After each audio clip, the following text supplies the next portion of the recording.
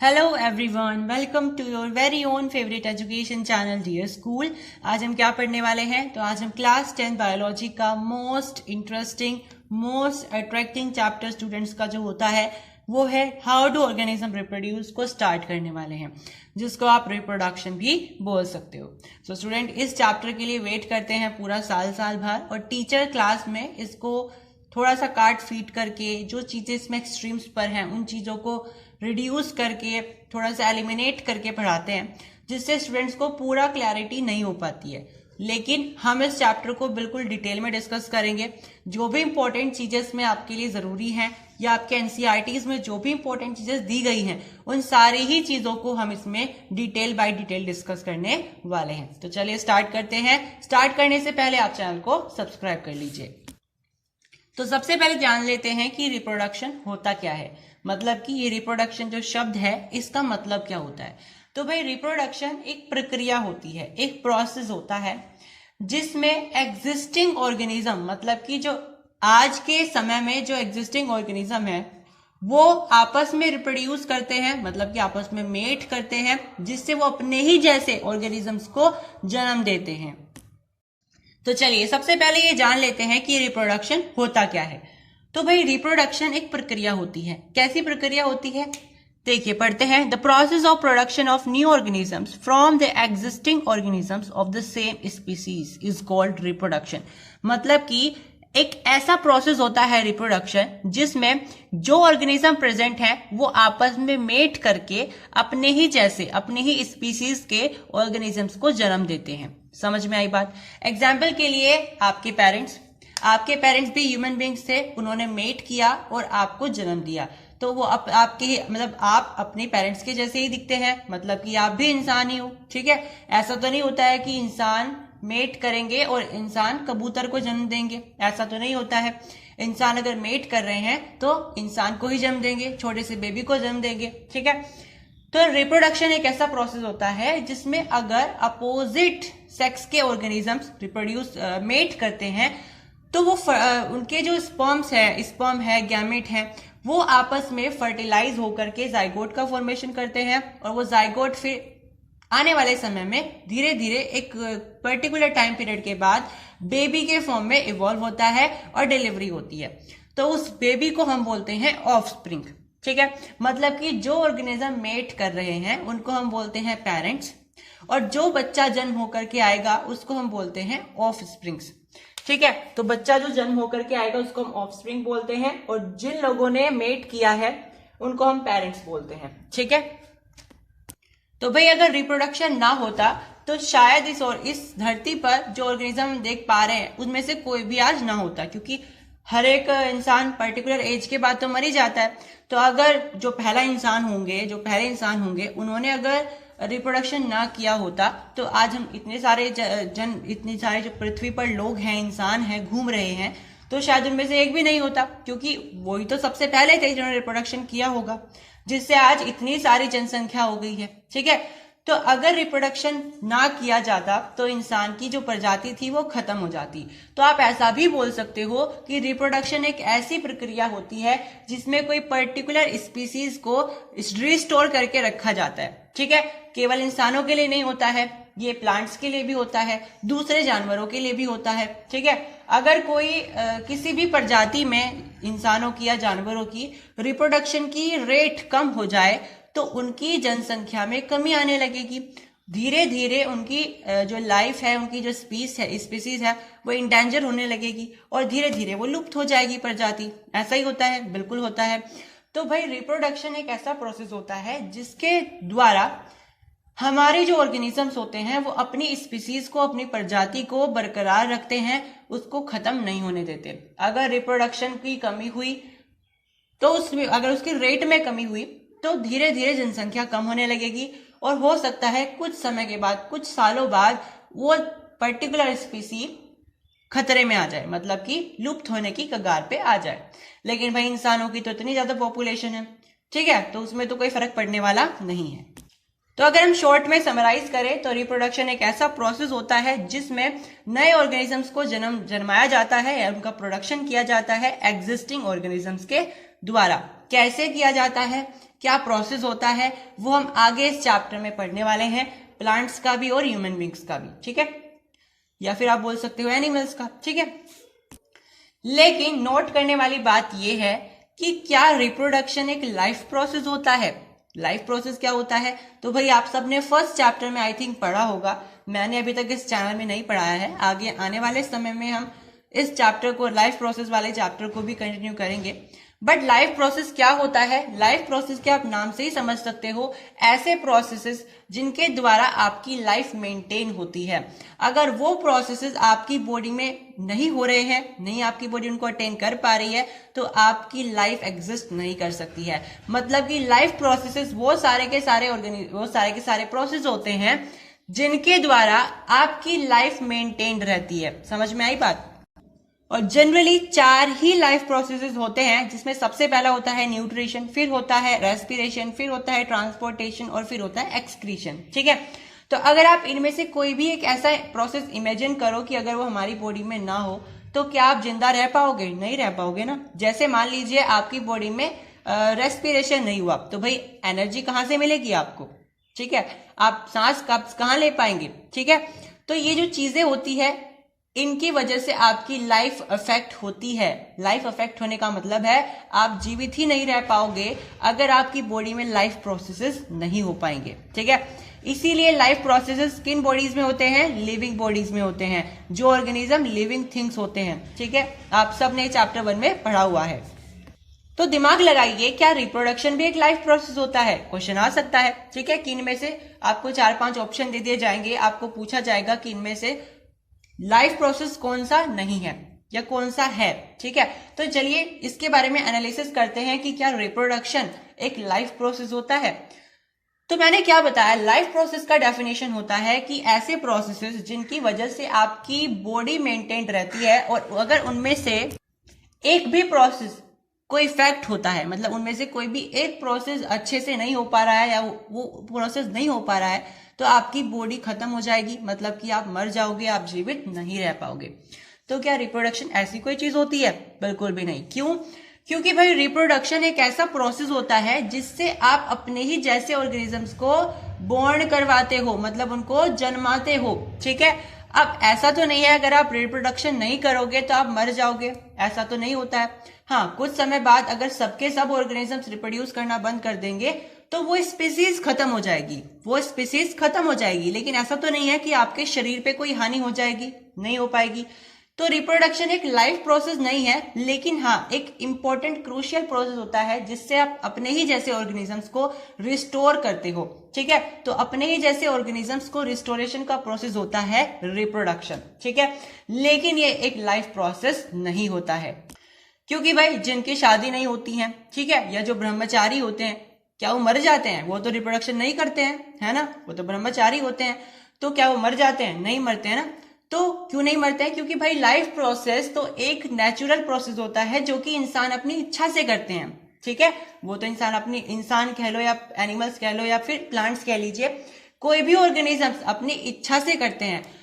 इसका मतलब ये नहीं है कि अगर वो ऑर्गेनिज्म रिप्रोड्यूस नहीं करेगा तो वो मर जाएगा, ठीक है। तो ये एक नेचुरल प्रोसेस होता है और एक अपनी मर्जी वाला प्रोसेस होता है।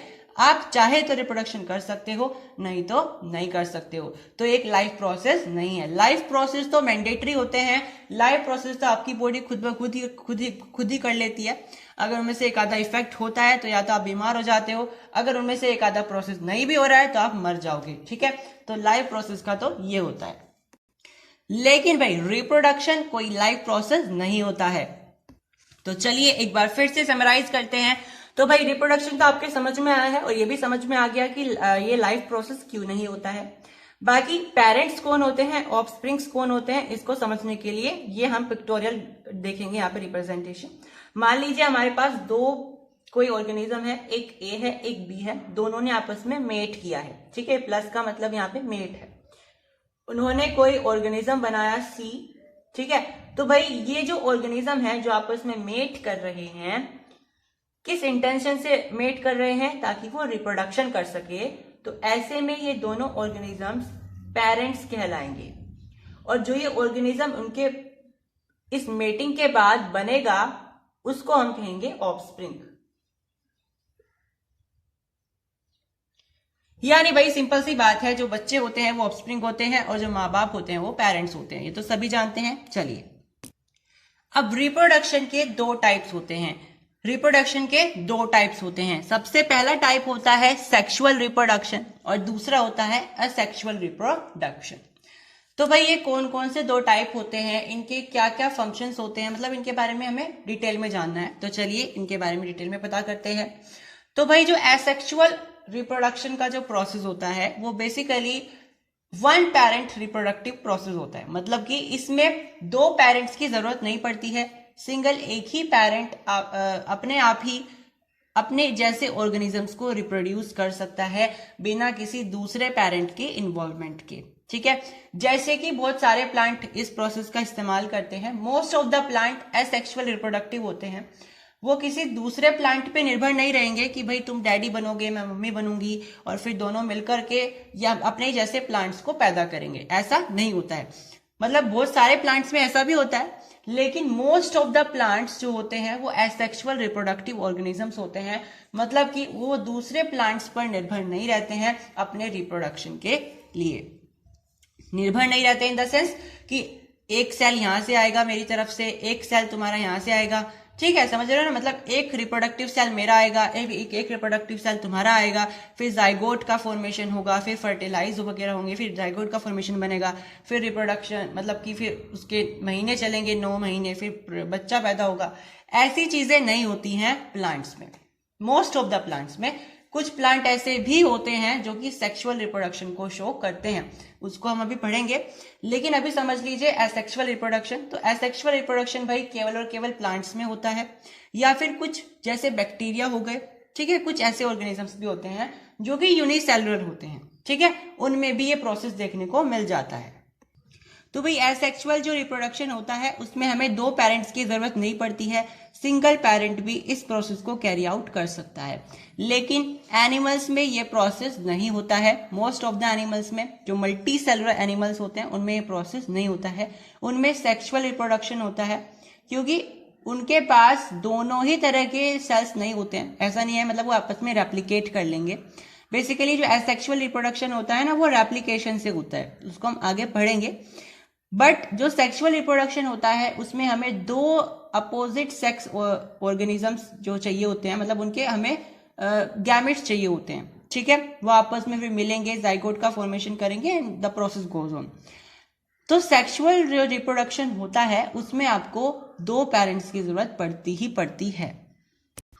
कभी भी सेक्सुअल रिप्रोडक्शन एक पेरेंट्स नहीं कर सकता है। अब ऐसा नहीं है केवल एनिमल्स ही करते हैं भाई, ये प्लांट्स के अंदर भी हो सकता है। ठीक है, कुछ प्लांट ऐसे होते हैं जिनमें सेक्सुअल रिप्रोडक्शन होता है। तो भाई एसेक्सुअल रिप्रोडक्शन भी बहुत सारे टाइप का होता है और हम एसेक्सुअल रिप्रोडक्शन को ही स्टार्टिंग में पढ़ेंगे। जैसे ही एसेक्सुअल रिप्रोडक्शन खत्म होता है उसके बाद हम सेक्सुअल रिप्रोडक्शन की तरफ जाएंगे, उसको कंप्लीट करेंगे। ठीक है, साथ में इसमें जो इंपॉर्टेंट क्वेश्चन बनते हैं वो साथ के साथ आपको बताते चलने वाले हैं। तो भाई एसेक्सुअल रिप्रोडक्शन हम बहुत सारे तरीके से कर सकते हैं। ठीक है, जैसे एक होता है बाइनरी फिशन के द्वारा। ठीक है, एक होता है बाइनरी फिशन के द्वारा। बाइनरी फिशन के द्वारा एमीबा एक नाम का ऑर्गेनिज्म होता है, शायद आपने सुना होगा इसके बारे में। तो एमीबा नाम का एक ऑर्गेनिज्म होता है जो कि इस प्रोसेस के द्वारा रिप्रोडक्शन करता है। ठीक है, एसेक्सुअल रिप्रोडक्शन है, मतलब कि इसमें दो पेरेंट की जरूरत नहीं पड़ेगी, तो एमीबा खुद ब खुद अपने ऑर्गेनिजम्स को रिप्रोड्यूस कर लेता है। नेक्स्ट होता है बर्डिंग। जो बर्डिंग होता है वो कौन से ऑर्गेनिज्म में होता है? तो भाई ये हाइड्रा में होता है। ठीक है, हाइड्रा में होता है। हाइड्रा एक एनिमल होता है, हाइड्रा के अंदर ये प्रोसेस होता है। और स्पोर फॉर्मेशन भाई राइजोपस में होता है। फंगस जो लग जाता है, ठीक है, उन सब में भी ये देखने को मिलता है। तो आप इसका एग्जांपल लिख सकते हो फंगस या राइजोपस। ठीक है, तो भाई राइजोपस और फंगस में ये चीज देखने को मिलती है। नेक्स्ट है रीजनरेशन। रीजनरेशन प्लेनेरिया में देखने को मिलता है। फिर है फ्रेगमेंटेशन। फ्रेगमेंटेशन स्पाइरोगायरा में देखने को मिलता है। ठीक है, फिर होता है हमारा वेजिटेटिव रिप्रोडक्शन। अब वेजिटेटिव रिप्रोडक्शन फ्लावरिंग प्लांट्स में देखने को मिलता है, जिसको आप अपने ढंग से अपने अनुसार मतलब उसको करवा सकते हो। लाइक आपने देखा होगा ना, लोग रोज की टहनियां लगाते हैं, जो गुलाब का पेड़ होता है उसकी टहनियां लगाते हैं, ठीक है। तो वो एक तरीके से वेजिटेटिव रिप्रोडक्शन का पार्ट हो गया। वेजिटेटिव रिप्रोडक्शन बहुत सारे तरीके का होता है, इसमें लेयरिंग भी आती है, इसमें टिश्यू कल्चर भी आता है, इसमें आपका भाई कटिंग भी आती है, ग्राफ्टिंग भी आती है, बहुत सारे प्रोसेस होते हैं वेजिटेटिव रिप्रोडक्शन के, और बहुत इंपॉर्टेंट भी होता है, ठीक है। तो भाई ज्यादातर तो जो वेजिटेटिव रिप्रोडक्शन है वो फ्लावरिंग प्लांट में होता है, लेकिन कुछ फ्रूट वाले प्लांट भी होते हैं, उनमें भी हो जाता है, ठीक है। तो अलग अलग अपने अनुसार जो इंसान इसको करते रहते हैं मॉडिफाई, तो वो हम आगे इसमें पढ़ने वाले हैं। तो आप देख पा रहे हो कि अलग अलग ऑर्गेनिज्म का एक फिक्स प्रोसेस होता है। ऐसा नहीं है कि सब एसेक्सुअल है तो ठीक है सब एक जैसा प्रोसेस शो करेंगे, नहीं, हर एक ऑर्गेनिज्म का रिप्रोड्यूस करने का अलग अलग तरीका होता है। जैसे अमीबा केवल और केवल बाइनरी फिशन से रिप्रोड्यूस करेगा, वो वेजिटेटिव रिप्रोडक्शन से नहीं कर सकता है, वो फ्रेगमेंटेशन से नहीं कर सकता है, ठीक है। तो हर एक ऑर्गेनिज्म का एक फिक्स मोड होता है रिप्रोडक्शन का, कि भाई हम इसी तरीके से रिप्रोड्यूस होंगे, क्योंकि भाई वो उसके अलावा दूसरे तरीके से हो भी नहीं सकते हैं। क्योंकि भाई रिप्रोडक्शन के लिए क्या चाहिए होता है, एसेक्सुअल में क्या चाहिए होता है, डीएनए का रेप्लिकेशन, वो हम आगे पढ़ने वाले हैं। तो भाई अगर उसके पास जितनी, भाई उसका कहते हैं ना, जैसे हमारा जो बीजक है, जो हमारा बजट है उसके हिसाब से काम करेंगे, तो भी ऐसे ही होता है सबके पास। एमीबा का जो बजट होता है वो केवल और केवल बाइनरी फिशन का होता है। अब ये बजट क्या होता है उसको हम अभी आगे देखने वाले हैं। तो भाई अगर मैं समराइज करूं तो रिप्रोडक्शन दो तरीके का होता है, सेक्सुअल रिप्रोडक्शन और एसेक्सुअल रिप्रोडक्शन। सेक्सुअल रिप्रोडक्शन के बारे में हम अभी नहीं पढ़ने वाले हैं, पहले हम एसेक्सुअल रिप्रोडक्शन को कंप्लीट करेंगे, फिर उसके बाद सेक्सुअल रिप्रोडक्शन को स्टार्ट करने वाले हैं। तो भाई एसेक्सुअल रिप्रोडक्शन कई तरीके का होता है, ठीक है भाई। बाइनरी होता है, बडिंग होता है, स्पोर फॉर्मेशन होता है, रीजनरेशन होता है, फ्रेगमेंटेशन होता है, और फिर वेजिटेटिव रिप्रोडक्शन होता है। और वेजिटेटिव रिप्रोडक्शन में भी बहुत सारे आगे इसके सब टाइप्स होते हैं, ठीक है। तो चलिए इन सबको हम डिटेल में डिस्कस करना स्टार्ट करते हैं। चलिए स्टार्ट करते हैं फिजन से। फिजन एक एसेक्सुअल रिप्रोडक्टिव मोड होता है जिसमें ऑर्गेनिजम्स दो तरीके से प्रोड्यूस कर सकते हैं, एक होता है बाइनरी फिजन, एक होता है मल्टीपल फिजन, ठीक है। दोनों ही अलग अलग होते हैं, फिजन के अंदर ही आते हैं। फिजन होता क्या है उसको हम अभी आगे देखने वाले हैं। चलिए फिजन को एक एग्जांपल से समझते हैं। मान लीजिए आपके पास कोई ऑर्गेनिज्म है ए, ठीक है, कोई भी ऑर्गेनिज्म है ए, लेकिन कंडीशन क्या है, ये ऑर्गेनिज्म कैसा होना चाहिए, ये ऑर्गेनिज्म होना चाहिए यूनिसेल्यूलर। यूनिसेल्यूलर का मतलब होता है एक कोशिकीय जंतु, ठीक है। मतलब कि ऐसा ऑर्गेनिज्म जिसके पास केवल और केवल एक सेल हो, उसकी बॉडी पूरी की पूरी उसी सेल के द्वारा चलाई जाती हो, सारे के सारे फंक्शंस चाहे वो लाइफ प्रोसेस के हों, जो भी हो, वो सारे के सारे प्रोसेस उसके उसी एक सेल के द्वारा कंप्लीट किए जाते हों। इस केस में हम बोल देते हैं कि वो ऑर्गेनिज्म कैसा है, वो ऑर्गेनिज्म यूनिसेलुलर ऑर्गेनिज्म है, ठीक है। तो भाई ये एक ऑर्गेनिज्म है।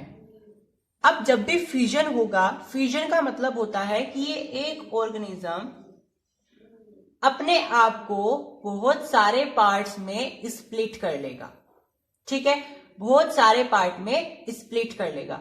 यानी कि ये एक यूनिसेलुलर ऑर्गेनिज्म अपने आप को स्प्लिट कर लेगा। मतलब मान लीजिए ये एक बड़ा वाला ए था, तो ये छोटे छोटे दो ए में बदल जाएगा,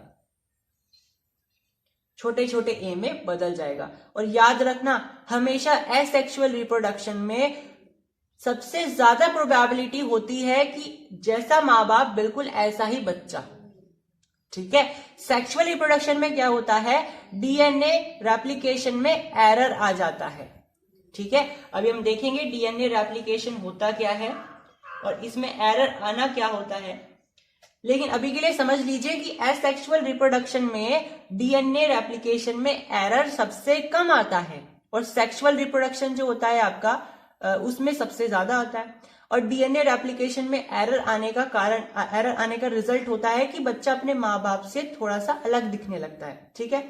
बट जो आपका एसेक्सुअल रिप्रोडक्शन होता है उसमें ज्यादातर चांस होते हैं, और 99% बच्चा अपने माँ बाप जैसा ही दिखाई देता है। लाइक मटर का पौधा है, उसके बीज गिरे, आपने अगले साल वो बीज बो दिए, तो बिल्कुल ऐसे ही दिखाई देंगे जैसे उनके पेरेंट थे जिनमें से आपने वो बीज निकाला था। ठीक है, तो उनमें आप पता नहीं कर सकते हो। जैसे बहुत सारे ईख के पेड़ लगे हुए हैं, शुगर केन लगे हुए हैं, आप उसमें से पहचान नहीं सकते हो कि कौन किसका पेरेंट्स है, कौन किसका ग्रैंड पेरेंट है, क्योंकि वो एक दूसरे के जैसे ही दिखाई देते हैं, क्योंकि वो एसेक्सुअल रिप्रोडक्शन शो कर रहे हैं। ठीक है, तो एसेक्सुअल रिप्रोडक्शन में रेप्लिकेशन में एरर बहुत कम आता है, जिसकी वजह से वो देखने में बिल्कुल एक जैसे दिखाई देते हैं। ठीक है, और ये भी क्या है, फिजन। ये फिजन भी आपका एसेक्सुअल रिप्रोडक्शन का ही एक मोड है।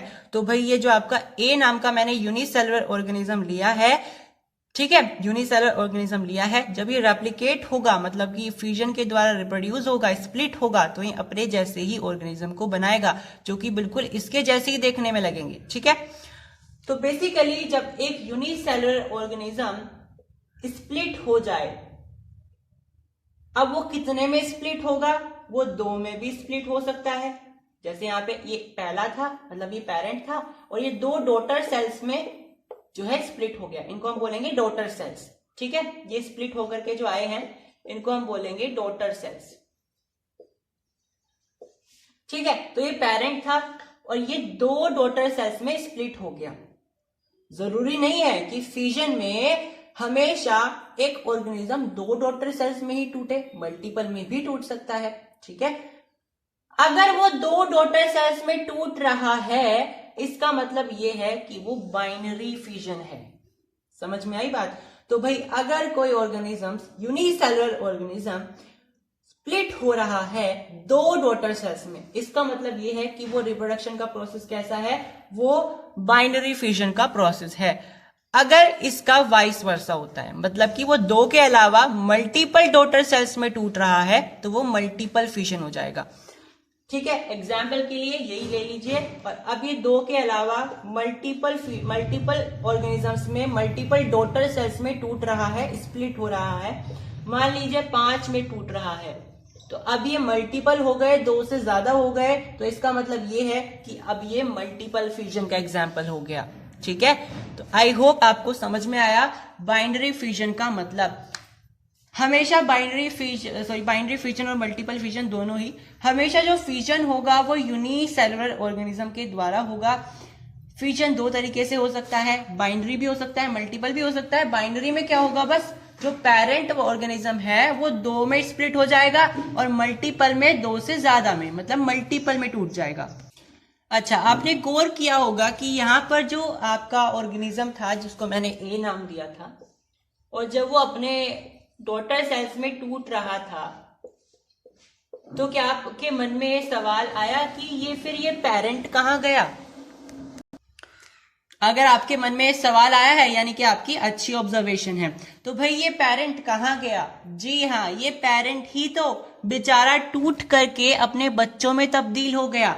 अब ये पेरेंट एग्जिस्ट नहीं करेगा।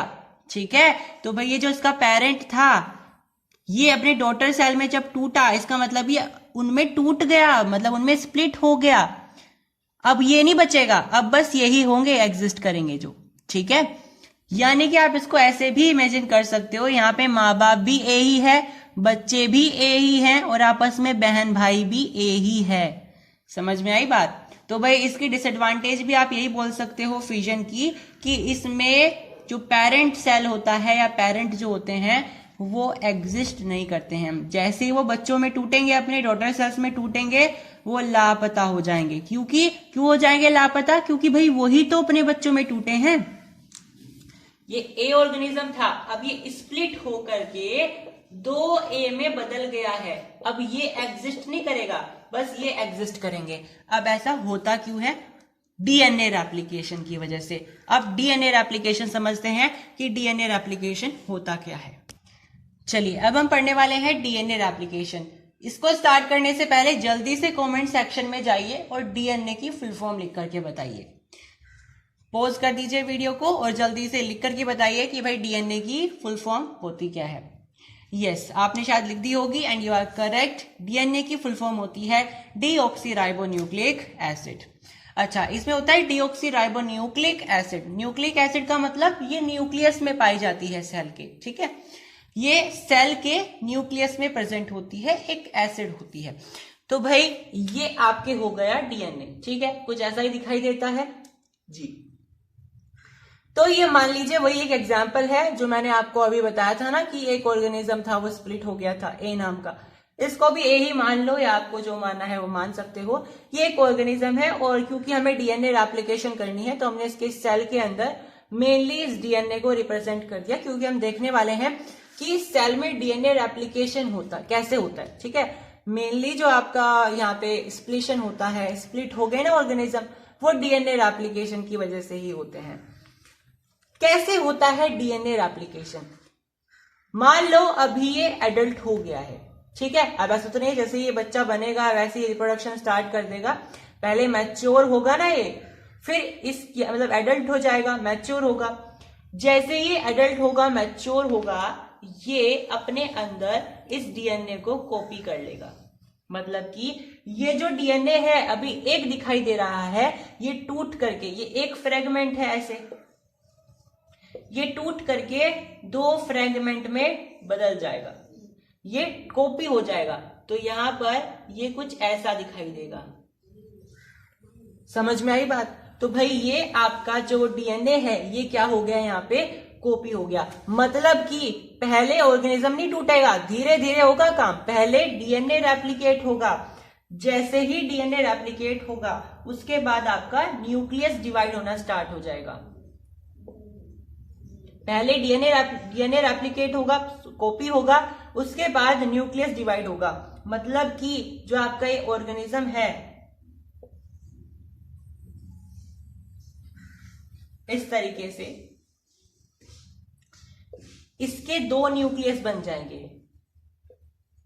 क्योंकि एक डीएनए फ्रेगमेंट एक न्यूक्लियस में आएगा। अभी दो डीएनए बन गए तो इन दो डीएनए को कंटेन अलग अलग न्यूक्लियस करेंगे, इसको अलग न्यूक्लियस करेगा, इसको अलग न्यूक्लियस करेगा। सेल अभी एक ही है, इलोंगेट हो गया है, बस सेल अभी ये एक ही है, इलोंगेट हो गया है, लेकिन इसमें दो न्यूक्लियस बन गए हैं। तो भाई दो न्यूक्लियस तो नहीं बन सकते ना एक ही सेल के अंदर। अब ये सेल भी चाहेगा कि मैं टूट जाऊं दो हिस्सों में, तो ये क्या करेगा, ये आपका दो हिस्सों में ऐसे टूट जाएगा। समझ में आई बात? अब देखो ऐसा ही आपका ऑर्गेनिज्म था, ऐसे ये इसके ऑफस्प्रिंग आ गए, यानी इसके डॉटर सेल आ गए। यहाँ तो ये दो में टूटा है, हो सकता है ये इससे ज्यादा में टूट जाता तो आपके मल्टीपल फ्यूजन हो जाता। ये आपका बाइनरी फ्यूजन का एग्जाम्पल हो गया। तो सबसे पहले डीएनए कॉपी होगा। देखो डीएनए आपका ऐसा था पहले, अब कॉपी होकर के दो हिस्सों में टूट गया। उसके बाद जैसे ही डीएनए रेप्लिकेट होगा, यानी कि आपके दो डीएनए के फ्रेगमेंट आ जाएंगे। अब दो डीएनए के फ्रेगमेंट अलग अलग न्यूक्लियस कंटेन करेगा, यानी कि इसी सेल के अंदर दो न्यूक्लियस आएंगे। अब न्यूक्लियस दो आ जाएंगे तो सेल क्या होगा, थोड़ा सा खींचेगा, मतलब कि इलोंगेट हो जाएगा। तो देखो यहाँ पे सेल क्या हो गया है, इलोंगेट हो गया है। इसके अंदर दो न्यूक्लियस आ गए हैं। हर एक न्यूक्लियस के अंदर एक एक डीएनए फ्रेगमेंट एग्जिस्ट करता है। अब क्योंकि भाई एक सेल के अंदर दो दो न्यूक्लियस आ गए हैं, इलोंगेट होना स्टार्ट हो गया है जिसकी वजह से, तो कुछ समय के बाद ये टूट जाएगा। इलोंगेट होता होता होता होता ये टूट जाएगा। और देखो ये दो सेल्स में यहाँ पे टूट गया है, और ये दो सेल्स को हम क्या बोलते हैं, डॉटर सेल्स बोलते हैं। तो जो मैंने यहाँ पे आपको रिप्रेजेंटेशन दिखाई है, बिल्कुल इसी तरीके से आपका एमीबा भी रिप्रोड्यूस होता है। एमीबा रिप्रोड्यूस होकर के दो डॉटर सेल्स बनाता है, जिसको आप एमीबे बोल देते हो, ठीक है, जिसको आप एमीबे बोल देते हो। इसी तरीके से आपका जो पैरामीशियम होता है वो भी बाइनरी फ्यूजन की वजह से रिप्रोड्यूस होता है, उसके डॉटर सेल्स को आप पैरामीशिया बोलते हो, ठीक है। और जब भी हम ये बोलेंगे कि जो आपका फ्यूजन हो रहा है, मतलब किसी भी ऑर्गेनिज्म में अगर आप ये बोल रहे हो कि फ्यूजन हो रहा है, तो आपको बाय डिफॉल्ट समझ जाना है कि वो ऑर्गेनिज्म कैसा ऑर्गेनिज्म है जी, वो आपका यूनिसेलुलर ऑर्गेनिज्म है, ठीक है।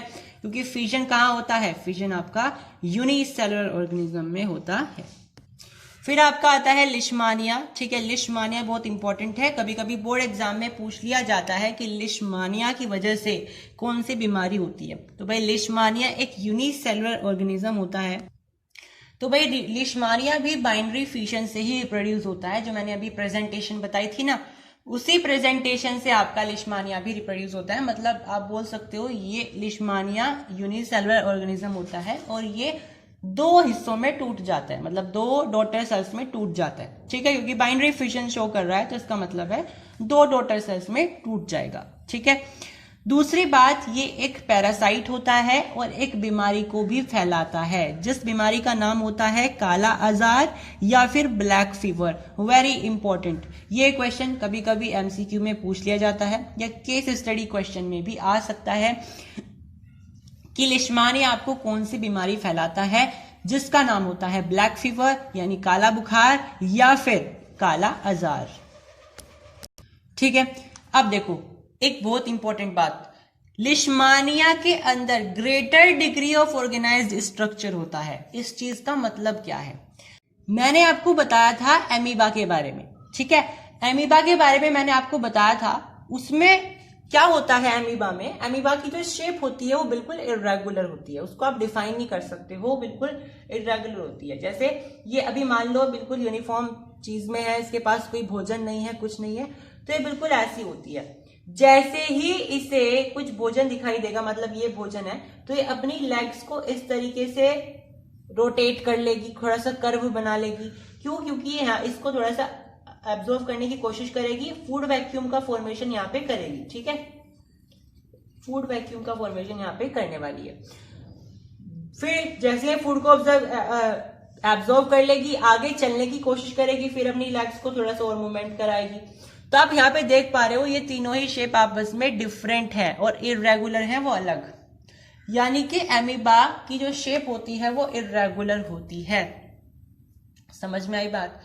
पैरामीशियम की भी कुछ हद तक ऐसी होती है, लेकिन भाई जो आपका लिशमानिया होता है उसके अंदर greater degree of organised structure होता है, यानी कि उसके अंदर ज्यादा क्षमता होती है कि उसकी जो बॉडी का स्ट्रक्चर है वो थोड़ा सा ऑर्गेनाइज्ड रहे, ऐसा ना रहे जैसे यहाँ पे एमीबा का थोड़ा सा लिपटा पिपटा सा था, यहाँ पे भोजन को देखते ही अपना रंग बदल गया, ठीक है, फिर ऐसा हो गया। इसकी शेप को आप डिफाइन ही नहीं कर पा रहे हो, इसकी शेप बिल्कुल इर्रेगुलर चलती जा रही है, ठीक है। लेकिन भाई जो लिशमानिया होता है उसकी शेप ऑर्गेनाइज्ड होती है, मतलब ज्यादा ऑर्गेनाइज्ड इसकी भी नहीं होती है बट ग्रेटर डिग्री होती है, मतलब कि इसकी शेप थोड़ी सी इनके मुकाबले ग्रेटर डिग्री पे ऑर्गेनाइज्ड होती है, मतलब इसकी बॉडी का स्ट्रक्चर ग्रेटर डिग्री पे ऑर्गेनाइज्ड होता है। ध्यान से देखेंगे, ये आपका लिशमानिया है, ये कुछ ऐसा दिखाई देता है, ये छिपकली नहीं है, ये लिशमानिया है। अब आप देखो इसके पास ना एक ये पूंछ जैसा स्ट्रक्चर होता है, इस पूंछ जैसे स्ट्रक्चर को आप फ्लैजेलम बोलते हो। अब आप सोच के देखो, जब ये ऑर्गेनिज्म टूटेगा कैसे टूटेगा, क्या ये ऐसे टूटेगा? अगर ये ऐसे टूटेगा तो एक हिस्सा ऐसा हो जाएगा, फिर एक हिस्सा ऐसा हो जाएगा, तो क्या ये अपने पेरेंट्स के जैसा दिखाई देगा? नहीं दिखाई देगा। लेकिन हमने तो ये पढ़ा है कि बाइनरी फ्यूजन हो चाहे एसेक्सुअल रिप्रोडक्शन का कोई भी प्रोसेस हो, उसमें बच्चा अपने माँ बाप जैसा ही दिखाई देता है मोस्ट ऑफ द केसेस में। तो यानी कि इस तरीके से तो इसका स्प्लिशन होने नहीं वाला। होगा किस तरीके से? बिल्कुल सही, लॉन्गिट्यूडली होगा, इस तरीके से होगा। यानी कि आप यहाँ पे बोल सकते हो, मैं थोड़ा सा क्लीन करूं, अगर इसका जो स्प्लिट होगा, मतलब इसका जो स्प्लिशन होगा वो इस तरीके से होगा, लॉन्गिट्यूडली, मतलब कि ये इस तरीके से टूटेगा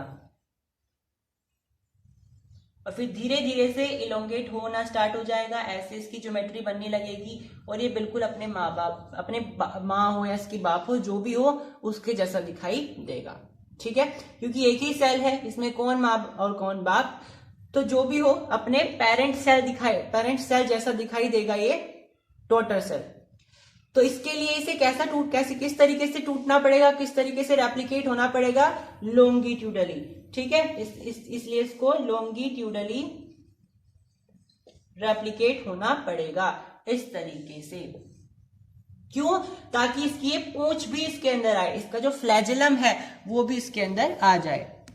तो आप यहां से बोल सकते हो लिशमानिया में जो रिप्रोडक्शन होगा, मतलब कि बाइनरी फ्यूजन होगा, वो लॉन्गिट्यूडली होता है, लेकिन अमीबा में किसी भी तरीके से हो सकता है, लॉन्गिट्यूडली हो किसी भी रिस्पेक्ट में हो सकता है, लेकिन आपका जो लिशमानिया है उसमें जो आपका एसेक्सुअल रिप्रोडक्शन होगा, मतलब कि बाइनरी फ्यूजन होगा, वो लॉन्गिट्यूडली ही होगा, ठीक है। एक और इम्पॉर्टेंट बात शायद मैंने आपको पीछे नहीं बताई थी पैरामीशियम के बारे में, कि पैरामीशियम के जो डॉटर सेल्स होते हैं उसका नाम पैरामीशिया होता है। ठीक है, पैरामीशिया। एक और बात है इसके बारे में कि पैरामीशिया के पास ना छोटे छोटे से सीलिया होते हैं। सीलिया का मतलब होता है छोटे छोटे से बाल, जैसे हमारे नोज होता है, नोज में छोटे छोटे से सीलिया होते हैं, हमारे पास भी छोटे छोटे से बाल होते हैं। ऐसे इस पैरामीशियम के पास भी छोटे छोटे से सेल्स होते हैं, छोटे छोटे से सीलिया होते हैं, जो कि इसे लोकोमोशन में मदद करते हैं, मतलब कि इसे चलने में मदद करते हैं, एक जगह से दूसरी जगह पे जाने में। ठीक है, तो अगर आप इसको मानते हो कि ये लिशमानिया है, सॉरी पैरामीशिया है, तो इसके इस तरीके से सरफेस पर छोटे छोटे से बाल होते हैं, छोटे छोटे से सीलिया होते हैं। ये सीलिया इसको चलने में मदद करते हैं। तो भाई बाइंड्री फिशन किस किस ऑर्गेनिज्म ने शो किया, जल्दी से बताएंगे। यस, अमीबा ने, दूसरा लिशमानिया ने, तीसरा पैरामीशियम ने। ठीक है, तो आपको ऐसे एग्जांपल्स याद रखने हैं कि बाइंड्री फिशन कौन कौन शो करता है। ठीक है, इस तरीके से आपको सारे याद रखने हैं, क्योंकि एग्जाम्पल में पूछ लिया जाता है, क्वेश्चन में पूछ लिया जाता है, एमसीक्यू में पूछ लिया जाएगा कि इनमें से कौन सा बाइंड्री फिशन शो करने वाला ऑर्गेनिज्म है, कौन सा मल्टीपल फिशन वाला है। ठीक है, मल्टीपल फिशन वाला जरूर पूछा जाता है। तो चलिए मल्टीपल फिशन के बारे में डिस्कस करेंगे।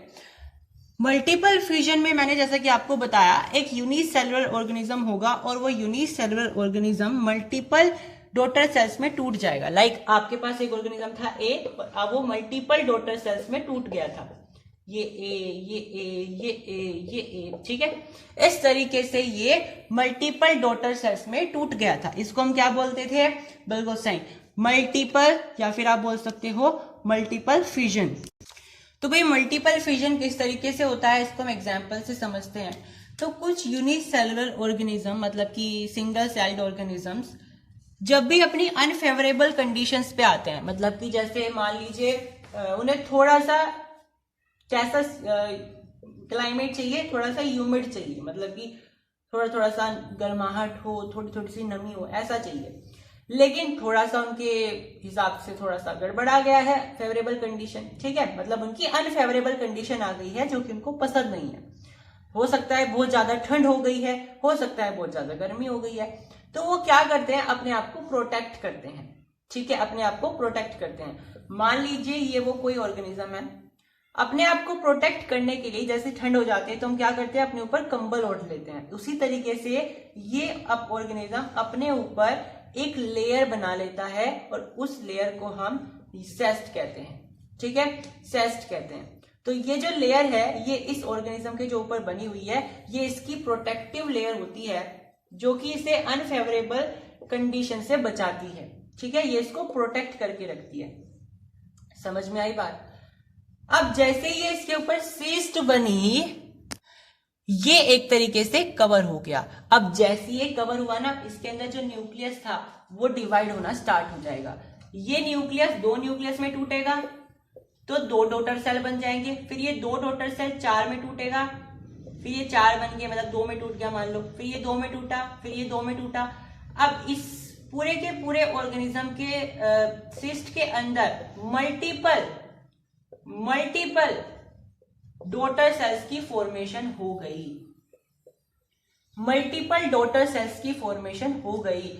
और इसके अंदर, मतलब सिस्ट के अंदर, जब एक ऑर्गेनिज्म था पहले, मतलब कि भाई इसने सिस्ट ओढ़ा क्यों था, सिस्ट क्यों बनाया था अपने ऊपर, जब अनफेवरेबल कंडीशन आई थी, है ना, इसने तो इसलिए बनाया था। लेकिन ये सिस्ट बनते ही इसने फायदा उठाया, इसने अपने न्यूक्लियस को डिवाइड करना स्टार्ट कर दिया। ये एक ऑर्गेनिज्म था सिस्ट बनने से पहले, सिस्ट बनने के बाद ये एक ऑर्गेनिज्म नहीं रहा, इसके अंदर पता नहीं कितने आ गए होंगे डॉटर सेल्स। तो जैसे ये सिस्ट टूटेगा ना, ये बहुत सारे ऑर्गेनिज्म में निकल करके आएगा, एक तरीके से कहते हैं ना बम ब्लास्ट हो गया, इस तरीके से होगा। ठीक है, तो कहा ये पहले एक ऑर्गेनिज्म था सिस्ट बनने से पहले, जैसे ही सिस्ट बनी और फिर जैसे ही फेवरेबल कंडीशन आएगी उसकी, तो सिस्ट क्या हो जाएगी, सिस्ट टूट जाएगी। और जैसे ही सिस्ट टूटेगी तो ये पता नहीं कितने डॉटर सेल्स में बन करके बाहर निकलेगा। समझ में आई बात? तो इसका मतलब यहाँ पे मल्टीपल बाइनरी फ्यूजन हो गया है। दोबारा से समझिए, आपके पास कोई ऑर्गेनिज्म था, अब देखो ऑर्गेनिज्म का नाम भी रिवील कर देते हैं। ऑर्गेनिज्म का नाम है प्लाज्मोडियम। ठीक है, एग्जाम में पूछ लिया जाता है। तो मान लीजिए आपके पास प्लाज्मोडियम है, इसका ये न्यूक्लियस है, ठीक है। अब ये बिल्कुल सही है। जैसे ही अनफेवरेबल कंडीशन आएंगी, अनफेवरेबल का कंडीशन देखो वही है, इसका क्लाइमेट फेवरेट ना हो, ठीक है। मान लो बहुत ज्यादा ठंड आ गई, तो ये क्या करेगा, अपने ऊपर एक प्रोटेक्टिव लेयर बना लेगा। इनके पास ऐसी ताकत होती है कि अपने ऊपर एक प्रोटेक्टिव लेयर बना लेते हैं। तो ये इसके ऊपर एक प्रोटेक्टिव लेयर बन जाएगी। इस प्रोटेक्टिव लेयर का मतलब होता है सेस्ट, ठीक है, CYST, सेस्ट। तो ये जैसे इसके ऊपर सेस्ट बनेगी, ये अभी कितने ऑर्गेनिज्म है, एक है, ठीक है। फ्यूजन में एक ही होता है बेटा, ये मत भूलना, ये एक ही ऑर्गेनिज्म है अभी। लेकिन जैसे ही सिस्ट बनी, ये सिस्ट बनने से क्या हो गया, बिल्कुल प्रोटेक्ट हो गया। अब इसके न्यूक्लियस क्या करेंगे, इसकी न्यूक्लियस रेप्लिकेट करेंगे। अब ये एक ऑर्गेनिज्म है, ये सिस्ट है, ये न्यूक्लियस है। अब ये एक न्यूक्लियस है, ये दो में टूटेगा और वो दो न्यूक्लियस फिर आपके दो डॉटर सेल्स बनाएगा, ठीक है। ऐसे आपके बहुत सारे डॉटर सेल्स इसके अंदर बनने लगेंगे, बहुत सारे डॉटर सेल्स बनने लगेंगे, ठीक है। अब मान लो कुछ समय के बाद फेवरेबल कंडीशन आ गई, ये था आपका अनफेवरेबल वाला केस। मान लो अब आपकी फेवरेबल कंडीशन आ गई, आपकी नहीं मतलब प्लाज्मोडियम की।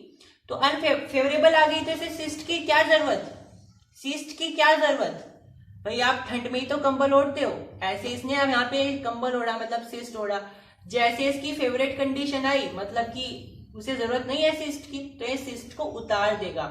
लेकिन जैसे ये सिस्ट को उतारेगा, इस सिस्ट के अंदर से पता नहीं कितने बहुत सारे मल्टीपल डॉटर सेल्स निकल करके आएंगे, बहुत सारे डॉटर सेल्स निकल करके आएंगे। एक डॉटर सेल, दो डॉटर सेल, 3, 4, 5, पता नहीं कितने डॉटर सेल्स निकल करके आएंगे। समझ में आई बात? तो इतने सारे डॉटर सेल्स यहां पर आ जाएंगे। अब सिस्ट कब टूटेगा, जब उसकी फेवरेबल कंडीशन आएंगी। अच्छा इतने सारे क्यों बने, एमीबा में तो दो में ही टूटा था। तो भाई यहाँ पे देखो ना ध्यान से, यहाँ पे आपका ये प्लाज्मोडियम है, ये इसकी सिस्ट है, ये एक ही न्यूक्लियस था। एक न्यूक्लियस कितने में टूटता है, दो डॉटर सेल्स में टूटता है। तो मान लो ये आपके दो डॉटर सेल्स हो गए, दो न्यूक्लियस में टूट गया। अब ये दो भी तो हो गए, अब ये दो भी तो दो में टूट जाएंगे ना, क्योंकि अभी तो आपका सिस्ट ओपन हुआ ही नहीं है। इतना सिस्ट ओपन नहीं होगा ना, इतना ही मल्टीप्लाई होते चले जाएंगे, मल्टीप्लाई होते चले जाएंगे, मतलब रेप्लिकेट होते चले जाएंगे। ये भी दो में टूट जाएगा, फिर ये दो बने, इनमें से ये दो में टूटेंगे, फिर ये भी दो में टूटेंगे। इस तरीके से हुआ। एक न्यूक्लियस दो में ही टूटेगा, लेकिन फिर वो भी तो दो में टूटेगा जो उसमें से बना, ठीक है। मान लो एक न्यूक्लियस था, ये दो में टूट गया, अब ये दो भी तो दो में टूटेंगे, फिर ये दो भी तो दो में टूटेंगे, ठीक है। इस तरीके से रेप्लिकेट होता चला जाता है। एमीबा में ऐसे कोई सिस्ट नहीं होती है, इसलिए वो सिंपल दो में रेप्लिकेट होके प्रोसेस वहीं रुक जाता है। फिर वो मैच्योर होते हैं, फिर वो बाद में रेप्लिकेट होते हैं। लेकिन इसमें सिस्ट बनी हुई है, इनकी फेवरेट कंडीशन है, मतलब इनकी फेवरेट कंडीशन आ गई है। बाहर तो अनफेवरेबल चल रही है, लेकिन ये तो अंदर है सिस्ट के अंदर, तो ये अपने आप में रेप्लिकेट करेंगे। और जैसे ये बाहर निकलेंगे, बहुत सारी जनसंख्या को लेकर के आएंगे, बहुत सारे ऑर्गेनिजम्स को लेकर के आएंगे। तो कहाँ ये सिस्ट बनने से पहले एक ऑर्गेनिज्म था, अब देखो ये सिस्ट बनने के बाद जब ये सिस्ट टूटी तो ये कितने ऑर्गेनिज्म में बदल गया। समझ में आई बात? So this is how multiple fusion occurs. अब थोड़ा सा प्लाज्मोडियम के बारे में पढ़ लेते हैं। तो भाई प्लाज्मोडियम भी एक पैरासाइट होता है, जिस तरीके से लिशमानिया होता है। लेकिन जिस तरीके से लिशमानिया आपका ब्लैक फीवर यानी कि एक काला अजान नाम की बीमारी को पैदा करता है, इसी तरीके से जो आपका प्लाज्मोडियम होता है वो मलेरिया नाम की बीमारी को पैदा करता है। सुना होगा आप सबने मलेरिया, तो मलेरिया को प्लाज्मोडियम ही फैलाता है। अब देखो यहाँ पे बहुत इंपॉर्टेंट, बहुत अच्छी बात है जो नोट करने वाली है कि बीमारी को प्रोड्यूस कौन कर रहा है, प्लाज्मोडियम। मलेरिया बीमारी को पैदा कौन करता है, प्लाज्मोडियम करता है। लेकिन उसको फैलाता कौन है जी, उसको फैलाते हैं मच्छर, फीमेल एनोफिल्स मॉस्किटो। बिल्कुल याद रखना है, फीमेल एनोफिल्स मॉस्किटो। तो जो आपकी फीमेल एनोफिल्स मॉस्किटो होती है वही आपकी इस मलेरिया बीमारी को फैलाती है।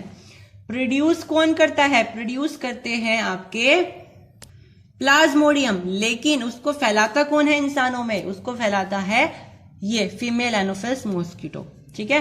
क्योंकि भाई ये क्यों फैलाते हैं? क्योंकि ये क्या करते हैं, फीमेल मॉस्किटो बच्चे पैदा करते हैं, तो अपने बच्चे को पैदा करने के लिए इन्हें प्रोटीन की जरूरत पड़ती है, और इस प्रोटीन की पूर्ति करने के लिए इंसानों को काटते हैं, इंसानों का खून पीते हैं, ठीक है, जिससे इनकी प्रोटीन की पूर्ति हो जाए, इसलिए इंसानों को काटते हैं। तो काटते वक्त ये बीमारी को फैलाते हैं। एक इंसान को काटा, फिर उसका ब्लड सैंपल उनके मुंह में ही रह जाएगा, उनके नीडल में ही रह जाएगा, दूसरे इंसान को काटेंगे तो वो जो इन्फेक्शन था वो दूसरे इंसान में ट्रांसमिट हो जाएगा, ठीक है, इस तरीके से होता है। तो लेकिन जो आपके मेल मॉस्किटो होते हैं वो ऐसे बच्चे पैदा नहीं करते हैं, तो वो तो भाई आपकी नाली वगैरह में रहते हैं, उन्हें इन बातों से कोई मतलब नहीं होता है। अगर आप नाली में ही घुस जाओगे तो आपको काटेंगे ही, खैर, लेकिन उनको ऐसा सच कोई नीड नहीं होती है इतने सारे प्रोटीन की, उन्हें अपना भरपूर मिल जाता है, वो फूल वगैरह का रस पी लेते हैं। लेकिन फीमेल्स क्योंकि बच्चे पैदा करती हैं तो उन्हें ज्यादा प्रोटीन की जरूरत पड़ती है, इसीलिए वो इंसानों को काटती हैं। तो जो मच्छर आपको काटते हैं वो मच्छर नहीं होती है, वो मच्छराइन होती हैं, क्योंकि वो फीमेल एनोफिल्स मॉस्किटो होती हैं, और ये फीमेल एनोफिल्स मॉस्किटो ही प्लाज्मोडियम के द्वारा बनाई गई बीमारी मतलब मलेरिया को इतना ज्यादा स्प्रेड कराती हैं। समझ में आई बात? तो भाई आज की इस वीडियो में हमने पढ़ा है रिप्रोडक्शन क्या होता है, रिप्रोडक्शन के टाइप्स क्या होते हैं, मतलब मोड क्या होते हैं। एसेक्सुअल रिप्रोडक्शन में हमने बाइनरी फिजन के बारे में पढ़ा और फिर मल्टीपल फिजन के बारे में पढ़ा। तो आज के इस वीडियो में इतना ही। अगली वीडियो में हम इस चैप्टर को आगे कंटिन्यू करेंगे, तो सब्सक्राइब करिए चैनल को और स्टे ट्यून्ड रहिए हमारे चैनल से। Thank you.